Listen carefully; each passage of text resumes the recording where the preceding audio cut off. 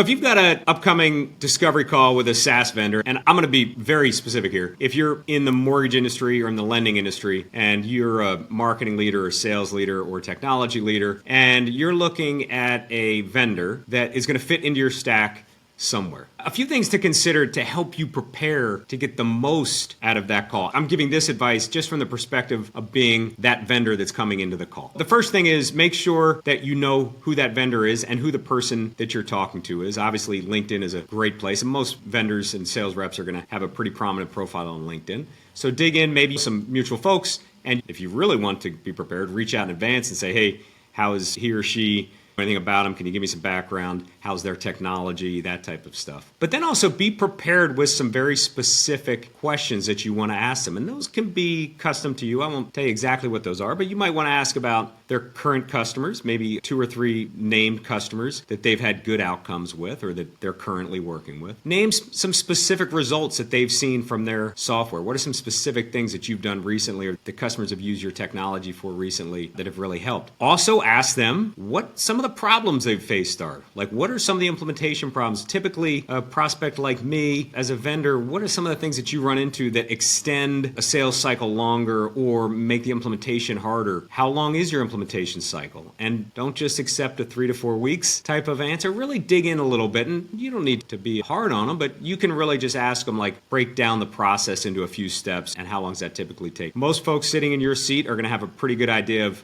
what those date ranges actually are for your firm, because it's always different with each firm, so that will help. And then lastly, this may come up through the call, but really think about what are you trying to achieve with this particular vendor? What's an ideal outcome? What is something that if they can help you deliver, you would feel really good about, would really help you in your role and your response, your goals, and frankly, your reputation internally within the team? What's that thing that would really help you achieve a positive outcome? And then be clear with the vendor about what that potential outcome is and what that looks like. That will really allow the vendor to, rather than just trying to sell you a solution or talk to you about how great their software is, folks in my seat, if they've been doing it for a while, they're not going to tell you how great their software is. They're going to try to understand what you want, and they're going to try to determine if they can solve it for you or not. And if they can't solve it for you, they will typically be pretty candid about saying it seems like it's not a great fit. If they think they can solve it for you, then they're going to really dig into that part of what you're trying to do, and they're going to now become a partner in helping you solve that problem. And I think that's what you really want. And don't be afraid of that. That is not a binding commitment there. That's a partnership that a vendor like myself is prepared to take on to achieve a good outcome that ultimately will lead to a converted sale and a new customer. But we also know that may well not. That may break down somewhere as well, and that's just part of the deal. Okay? So good luck. Hope that helps.